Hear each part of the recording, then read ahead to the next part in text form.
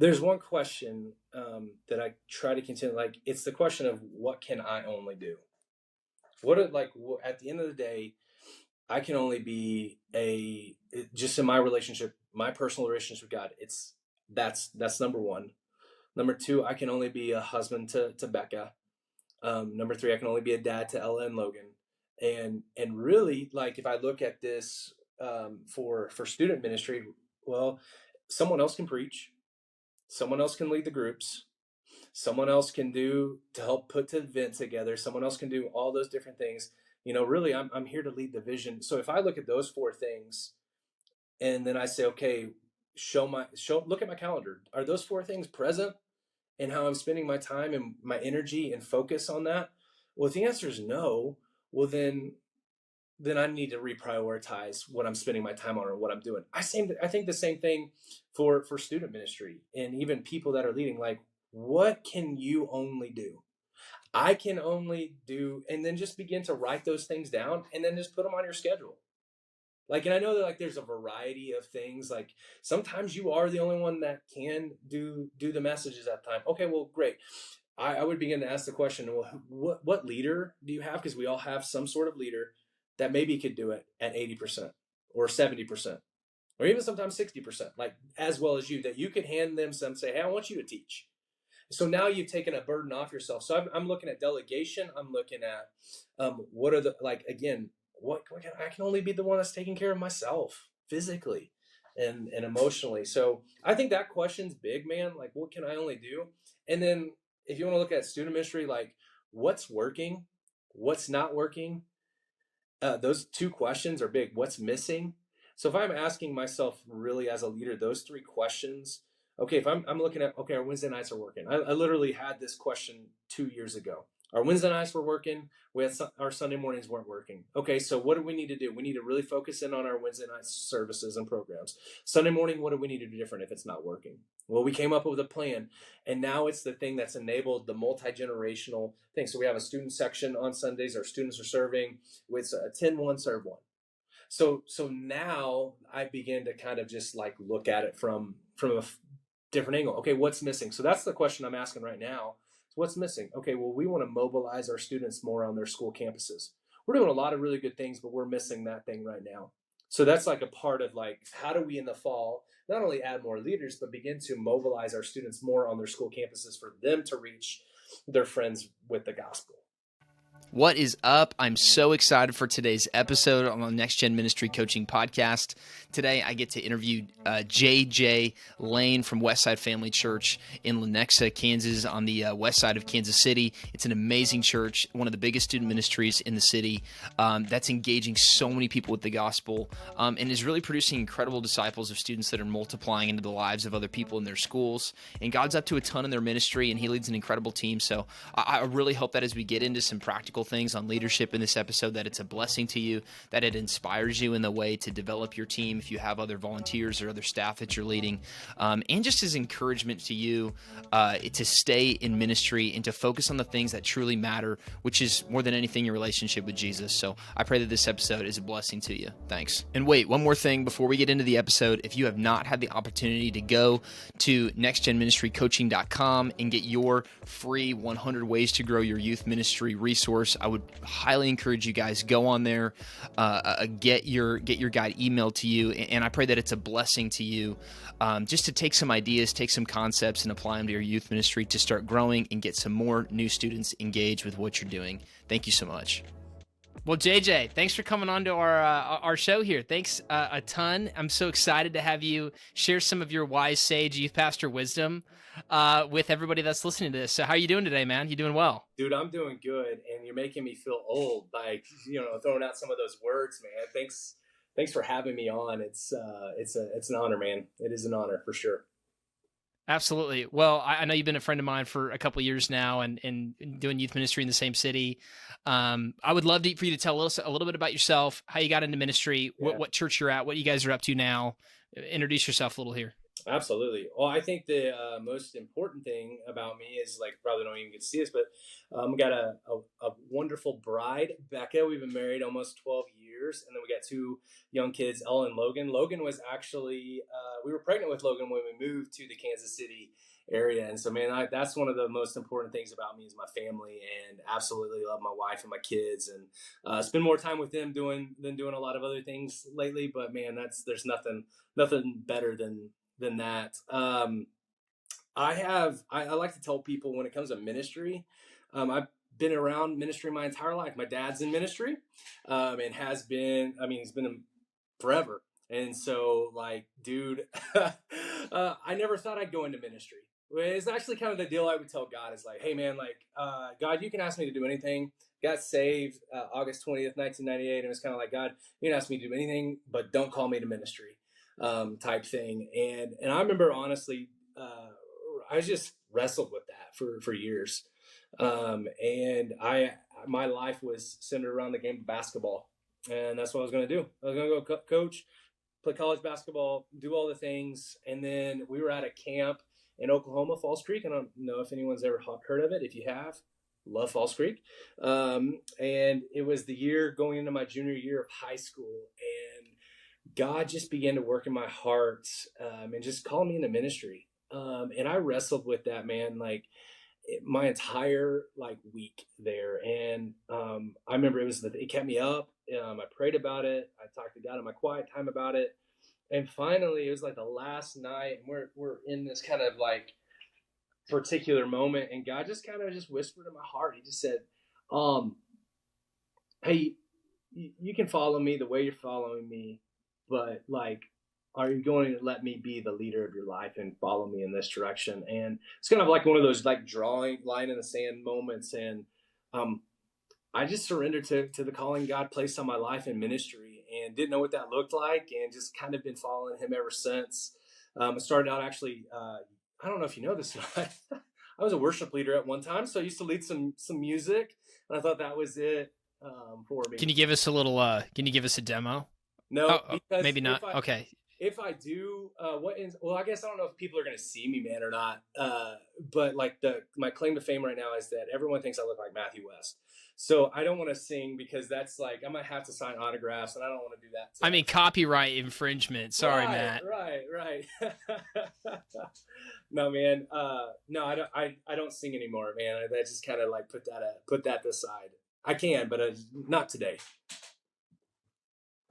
Okay, but you were a worship leader. I was a worship and then leader. Full blown, like, dude, faux hawk, ripped up jeans, pearl snap shirts, bro. Like, I did it all. And that's how I started. But I started off leading worship in a student ministry. And dude, like, that is where God just began to like point my heart in a different direction of leading students. And so there's always been a passion for leading students. And I just remember I got married. My pastor, he really challenged me at the time. He's like, hey, listen, like, you can do this without a degree. I hadn't finished my degree. He's like, but I'm going to challenge you to finish your degree. And so God actually called me out of vocational ministry for a couple of years. And I worked at a medical supply company, and I got cussed out by 90-year-olds basically every single day. And which is just like one of the most humbling experiences in the world. Like, give me my oxygen tank, and I'm like, okay, we'll get it there. And it's just crazy. It was a crazy season, but it was a season that God just used in my life to kind of point me into the direction of student ministry. So served at a small town in Oklahoma, and went from there to Joplin, Missouri. We're in Joplin, and if I could just tell anyone about my Joplin experience, it was just Tony Evans calls it a divine detour. And I had a divine detour. And that's how we got to Kansas City, to Lenexa at Westside Family Church. Been here officially 4 years now, which is crazy. And man, we're just loving our season here at Westside. Yeah, that's amazing. So tell us a little bit about Westside Family Church. What are you guys up to? I know that you are over, one of the biggest youth ministries in the entire city. And your reach is really broad. I know you have so many people that are connected to your church, and have gone through a lot of ups and downs. Obviously, you came and then you jumped right into the pandemic. So I'm sure that affects a little bit of your story too. But we'd love to hear a little bit about what God's up to at Westside, and then kind of land the plane a little bit with youth ministry specifically. Yeah. So what I love about Westside, man, is we're about the big capital C church. when I got here, and this just hasn't changed, is like we're so what if the church partnering with churches, like we hold everything with an open hand. And so that's probably like seriously like one of my favorite things that continues to happen, which enables us to have relationships with different churches. And we're saying, hey, we're not competing with you, we're actually like we're in this with you. And so we're actually, man, like that's like one of the things that we continue to push the gas pedal down on. And that's just one thing I love. As far as student ministry, oh my goodness, man, like that's, you're right, the pandemic was crazy. Like it was, to move here and then 8 months later get in the middle of a pandemic that you never led through. Bro, I'm telling you, man, like I'm just like, how in the world did we get through it other than just God? But God's been good to us. We've seen some really cool things happening in the church. We're seeing a lot of new faces. We're seeing a lot of, I would just say, um, a lot of what's happening is like our student ministry is really helping drive where our church is. Like we're starting to reach families because of some of the things that are happening in our student ministry kids, our students. This is something I'm the most proud of, is that like our Sunday mornings don't happen without our students. They're serving in our tech, they're serving on the worship team, they're serving our kids ministry. There's nothing that's not in our church that they're not doing. And man, that's the thing I'm the most proud of, is we're seeing the next generation saying, hey, we're not waiting to impact people, we're going to start doing it now. And so I think that's like something I'd say, man, that's up right now here with the church is, and not only that, but our leadership believes in the next generation, and they're saying, okay, what can we do to pour into them? What can we do to continue to help raise them up and provide them not only just opportunities, but a space where they can grow in their faith now, so they'll stay connected to the church later on. Yeah, that's amazing. I mean, seeing multi-generational ministry happen at every level, and just like, not that just kids are coming because it's fun, but that they're really catching Right. a heart for ministry, in every pocket of the church. And that's massive. One of the things I know about you guys, and you specifically, is that you lead a great team, Yeah. and that you guys have been in a season of growth some in these last couple of years. Talk to me a little bit about like what's your team set up like, how you guys structured, and what does it look like to continue to grow and expand your team as you guys have had to handle that? Yeah. What? So how we're structured? It's a little bit different. I try to like to keep a little bit of a flat um, model when it comes to staffing. So what I really kind of look at is like we're Westside Family Student Ministry team. So we have a couple of campuses. So we have our Lenexa campus, we have our Speedway campus, and what we say is, hey, we're the student ministry team for across all campuses. So what I have is kind of a unique deal. I kind of two by two it, kind of like I'd say. So I've got two people serving at our Lenexa, quote unquote, people at our Speedway campus. We have a guy and a girl that are really leading the charge at it. The only thing I'd say we have difference here at our Lenexa is we have a middle school guy, really specific. So we have a little bit more students coming, so it warrants us having a little bit more middle school specific, because that's another animal, man. Like middle schoolers, I love middle schoolers. I think there are things that like you got to win them in middle school, and then it drives the rest of the student ministry as they kind of grow in their faith. But man, I oversee the team. And man, it's fun. And then I also have someone that helps me out with my admin side of things. But she's got such a ministry focus. I want us all to have that ministry focus first, and then like, what are our gifts after that? And so I have the luxury of leading. I've got 5 team members underneath me, and then also just looking for another person to add to our team. But dude, I would say the biggest thing that we've been focusing on as we're growing is less about adding more staff members and more about how do we begin to add more volunteers. And so like, I think that there's a cap of how much, like, if you kind of look at resources, we're blessed with resources, but the thing that we all have available to us at any church is volunteers and finding volunteers. And so we've been really focused in on that, whether it's creating the coaching structure that leads us to mini volunteers. So like we doubled our volunteer basis in the last year, and we're looking to double it again this year. And so it's just been Wow. really intentional. Yeah, I do. It's crazy. So like that was just kind of like our gig was like, hey, if we just stay the size that we are as a student ministry team, what does it look like for us to have 50 leaders? What does it look like for us to have 100 leaders? Because every time you add a leader, I think you have the capacity to add 10 more students. So that's really been our main focus in the season of growth, is like, okay, every time we add a leader, we're growing as a byproduct, because now they're realizing, okay, well, I have a safe place to have conversations. I have a safe place to have leaders. And so now we're looking at it and saying, okay, we're at 50, let's go to 100. And so we're right now in just kind of like what I'm calling a season of recruiting. Where we're recruiting for the fall. So like we kind of a little bit different in the summer, kind of like more relational, less in the group, and we're gearing up for the fall. And so like we're literally just in a whiteboard session of, okay, who do we have? Where are the holes at? What do we want to add this year? And so we're just going after it right now. So how do you develop people as you're growing? Like, it's easy to say we're going to recruit double the volunteers. It's another thing to be able to actually develop and maintain. And like you said, have the coaching in place, have layers of leadership.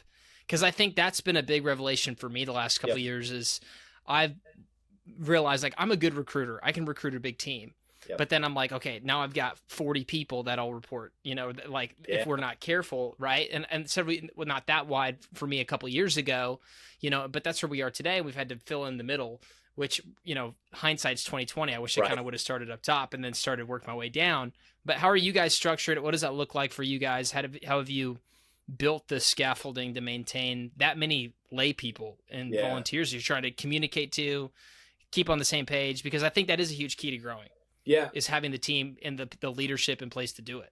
Dude, honestly, I mean, I don't know if we have this perfected yet. So I think we're in a kind of a trial by fire right now of different things. And so we're trying a lot of different things, whether, communication, like one of the big things we're working on right now is like a landing page that has leadership development for our volunteers. So everything we're trying to get it shifted to, here's where your questions are going to be. Here's going to be some minor type of detail. Like, hey, if you're a brand new leader, you need to go watch the 101 videos, and just beginning to train them. So we're trying to, almost streamline it a little bit and kind of put it into like one place. So we're not all just having to like sit down, because the reality is our leaders have less and less time. And we can't, once you get to a certain size, you can't sit down with everyone every week, every 2 weeks, every month. You're probably going to get some people once a quarter. So I think that's where, for us, where we looked at this and we began to say, okay, we need a coaching structure in place that is going to help the student ministry team to begin to care and love and help us find leaders, develop leaders. Because if we don't, then what's going to happen is we're going to cap out at, the 50. So I want to just be very, like, we don't have that figured out yet. I'm just saying, like, we are literally trying. We've identified some coaches. We're having those conversations with those coaches. What does it mean to be a coach? How are you coaching these volunteer leaders? How are you helping us? And I think also it starts with me as a leader. I gotta be intentional about pouring into my team, which is something I'm having to do more of now. It's less about me pouring into all the volunteers. I'm pouring into a team who's then pouring into volunteers, who's pouring into more volunteers, who's pouring into our students. And so, like, does that make sense? I would say, bro, like, we are definitely in the midst of, hey, we're just trying a bunch of stuff we're learning right now. Yeah. Well, it's funny that you said that, because I got the chance to go over to the West Coast earlier this year and do a church visit consulting trip. And it was at a church that every person listening to this would know the name of the church.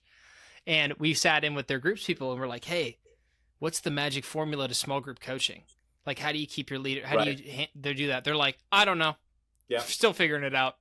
And I think there's this facade of, like, no matter what level you are, you're like, I suck and we're not going to figure it out. And everybody else has got this magic leadership structure that works perfectly. And it's like, everywhere I've been, it's the same thing. It's like, hey, this is not a perfect system. It's pretty clunky, but the point being, like, we're trying to intentionally have like the Jethro principle of taking leadership and distributing it amongst people to the point where it's not all falling on one person. Right. Because I'm sure you've probably led ministry in different times of your own life where you're like, you feel all the pressure on your shoulders and you're like, you just can't do that for very long. That's right. Yeah. Well, and I agree wholeheartedly with you. Like I talk to our team all the time about like, can we get 1% better than we were last week? If we get Yeah. 1% better at the end of the year, I mean, we're gonna be better than what we were at the beginning of the year. And then also for me, like that's such a shift in leadership where you think, man, I've got to do it all. To know, like, if I'm trying to do it all, like I'm keeping other people from growing as leaders. And so there's people, man, like there's you got yes, I got staff, but like there's volunteer leaders that, man, are just begging for opportunity to say, hey, would you give, like they want to give the time. And if I'm just hogging the leadership mantle, number one, what ends up happening is if I leave, then the ministry tanks. And I think that I want whatever this looks like, this to be sustainable without me. And that's why I think, man, the more leaders we can pour into, the more coaches we can build, the more people, that it isn't about a personality, that we can see this go on for a longer haul, no matter who's in my position. Not saying I'm Yeah, leaving or anything like that. So no, no. I'd love to hear a little bit of just encouragement and thoughts on this idea of growing youth ministry. Because, I mean, like what you're yeah, talking about are all byproducts of like, hey, we are expanding and adding more students and more leaders, this concept of growth. yeah. What are a couple keys to growing, that are maybe more principles that could be applied at every level? But maybe a couple things that you've seen in your own ministry or your own life or other people as well, like that can keep you from growing. Yeah. Um, I think the thing that keeps things from growing is complexity. So the more like I think when you have more, like if I'm doing 50,000 different things, like I can do 50,000 good things, but I'm not doing like one or two great things. And so what I've seen, just maybe just as my experience, every time I try to do like a fifth quarter or something like extra, that I don't know, it just seemed to like decline.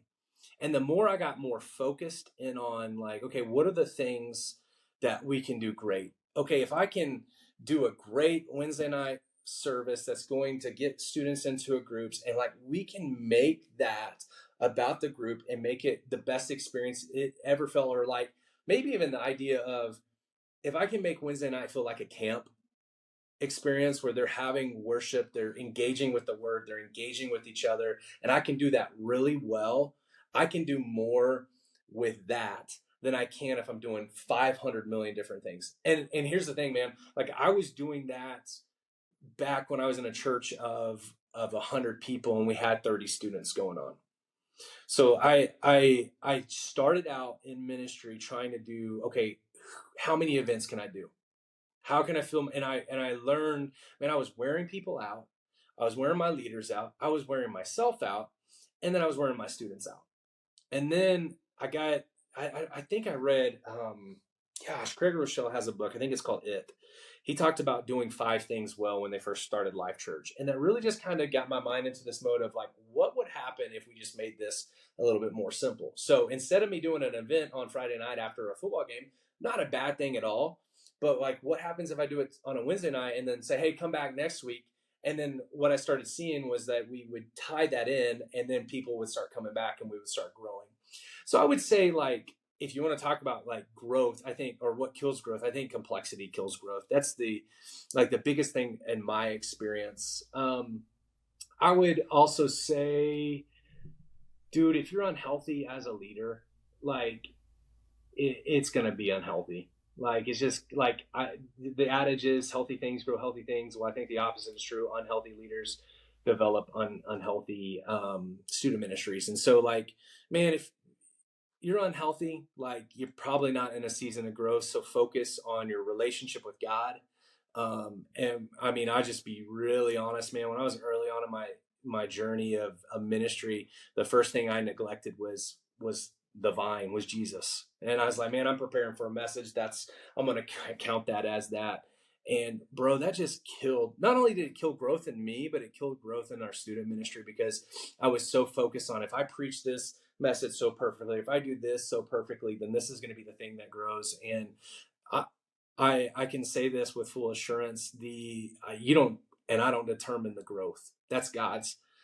His responsibility for us is to remain in Him, And dude, like if I could sit down with JJ at 25 compared to where I'm at 36, that's the first thing I would tell him. Bro, like just go spend time with Jesus. Stop worrying about trying to grow this thing and focus on the depth of your relationship with Christ, and he'll focus on the width of it. And so Yeah. I think that that's the thing. We get caught up in that mentality of like, I've got to grow this because there's pressures, right?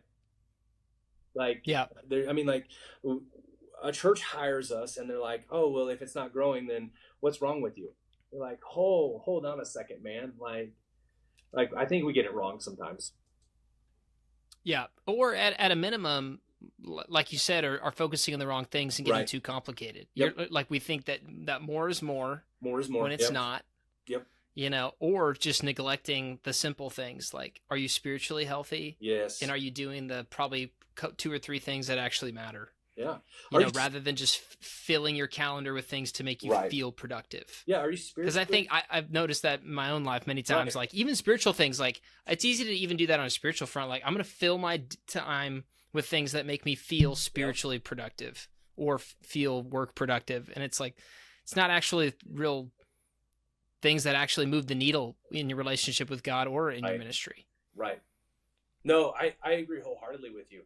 It's you're a whole being. You're spiritual, you're physical, you're mental. Like those things matter.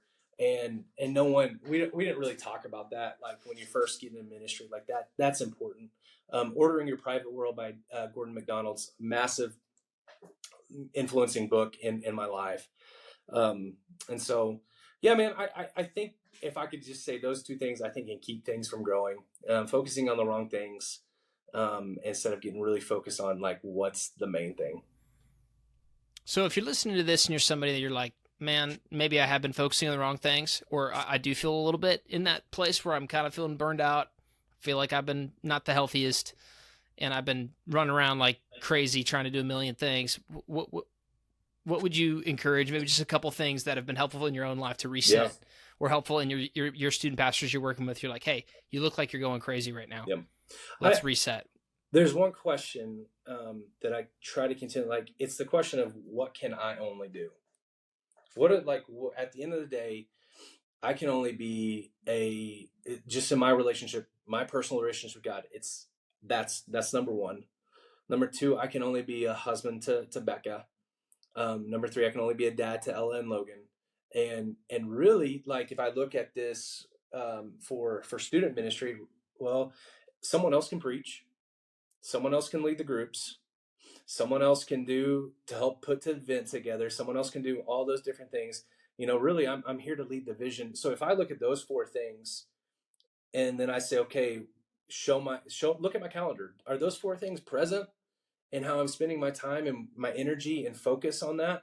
Well, if the answer is no, well then I need to reprioritize what I'm spending my time on or what I'm doing. I think the same thing for student ministry and even people that are leading. Like, what can you only do? I can only do, and then just begin to write those things down and then just put them on your schedule. Like, and I know that like there's a variety of things. Like sometimes you are the only one that can do the messages at the time. Okay, well, great. I would begin to ask the question, well, what leader do you have? Because we all have some sort of leader that maybe could do it at 80% or 70%, or even sometimes 60%, like as well as you, that you could hand them some, say, hey, I want you to teach. So now you've taken a burden off yourself. So I'm looking at delegation. I'm looking at what are the, like, again, I can only be the one that's taking care of myself physically and emotionally. So I think that question's big, man. Like, what can I only do? And then if you want to look at student ministry, like what's working, what's not working, those two questions are big. What's missing? So if I'm asking myself really as a leader, those three questions, okay, if I'm looking at, okay, our Wednesday nights are working. I literally had this question 2 years ago. Our Wednesday nights were working. Our Sunday mornings weren't working. Okay, so what do we need to do? We need to really focus in on our Wednesday night services and programs. Sunday morning, what do we need to do different if it's not working? Well, we came up with a plan, and now it's the thing that's enabled the multi-generational thing. So we have a student section on Sundays. Our students are serving with a 10-1, serve 1. So now I begin to kind of just like look at it from a different angle. Okay, what's missing? So that's the question I'm asking right now. So what's missing? Okay, well, we want to mobilize our students more on their school campuses. We're doing a lot of really good things, but we're missing that thing right now.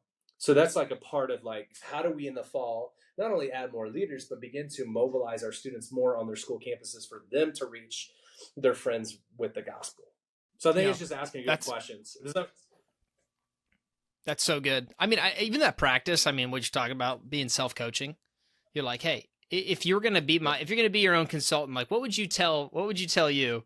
You know, I've written myself some pretty crazy documents, coaching myself, saying like, man, hey, I'm looking outside in, this is not looking so good, man. You know, and that can be such a refreshing thing, just to take time, which feels, I know it can feel crazy. Like, you know, you can't step away, but like if you don't, you'll implode. And so I think that's huge. I did about 2 years ago, man. Like it felt, I mean, coming out of the pandemic and everything like that, I mean, there was just a lot. And that was such a new leadership space for all us young leaders that I don't think any of us, I mean, you can't go to a classroom and prepare for that, right? You just got to live it. And man, I had to get to that space. I just had to ask myself, like, what's important? I can get another ministry job. I can get another job. I can't get another family. My family, it wasn't good. And so I just began to reprioritize things. I began to say no to things that were not bad things, but they weren't the best things. And so having that filter for me has really helped me prioritizing, hey, I'm working out, putting that on the schedule. So if someone says, hey, like, can you do this at this time? It's like, no, I can't. Like, I've got a meeting. Hey, I'd love to, like, let's figure out another time. But that really helped me because like I literally had to take a couple weeks off. I was like, man, I'm about to go crazy. And it was in that time I kind of began to reprioritize. Yeah. Well, you know, any last words, just anything to encourage anybody listening to this, you know, whether they're in a place of discouragement or not, you know, just to keep going. Do you have any final thoughts? Yeah. Galatians 6:9. Let us not grow weary in doing good, for we will reap a harvest of blessing if we don't give up. I think that ministry is not a sprint, it's a marathon. I know ministry is hard. It comes with its wounds. You're going to get hurt. There's things that's going to happen. But at the end of the day, keep going, keep pressing on. It's the cause is too great for us to fold in. And sometimes, hey, it's okay to take a break as well. It's okay to say, man, I need a break. And but don't give up.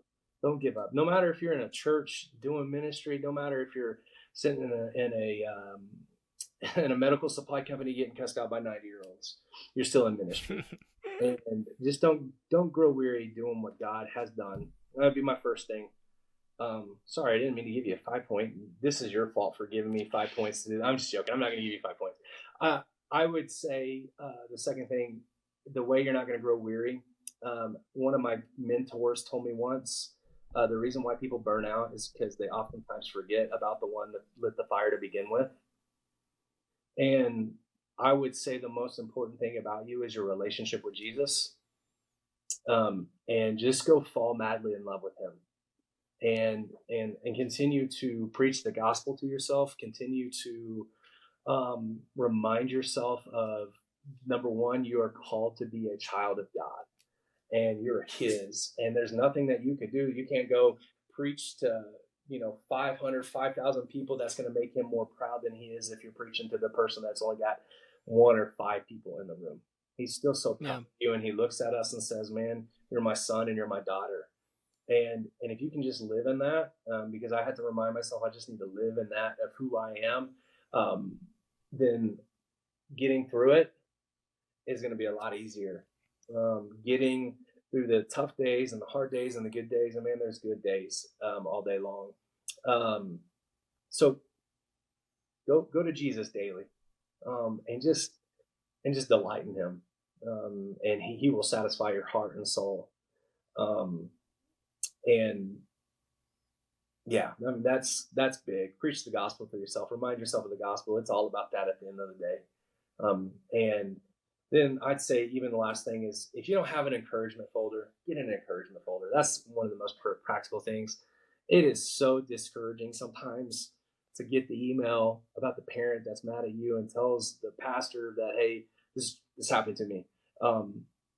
That when you guys get a real student pastor, then email them and they'll come back to the church. That's hard to get and that's hard to see. But that's why you need an encouragement folder for days like that, when you can go and say, you know what, let me encourage my soul because I got this email from this person that said, hey, man, we're so thankful for the way that you pour into our kid, or a text message or a handwritten card that you've gotten, just to remind yourself in those hard seasons when it just feels like nothing's going good. It's an encouragement for your heart, man. Those would be kind of maybe the 3 practical things I could just say to someone. That's so good. JJ, anybody listening to this who wants to get connected with you, what's the next step for them? Man, dude, I'm on Instagram, JJLane15. Probably easy to get a hold of me. You can get my cell phone number. If you guys are okay with me handing that out, I don't really care. It's 918-424-5386. Just text me. Hey, I heard you. Love to chat with you. I would love to give people as much time as I can, and just love on people. And so if there's a way I can help, man, feel free to reach out to me. Well, you're an incredible encouragement to me in my ministry. I'm thankful for you, and I'm praying that this ministers to a lot of people. So thanks so much for your time today, man. And I appreciate you just coming and sharing some wisdom on a lot of different things here. So I appreciate it. And thanks to everybody listening. We'll catch you on the next one.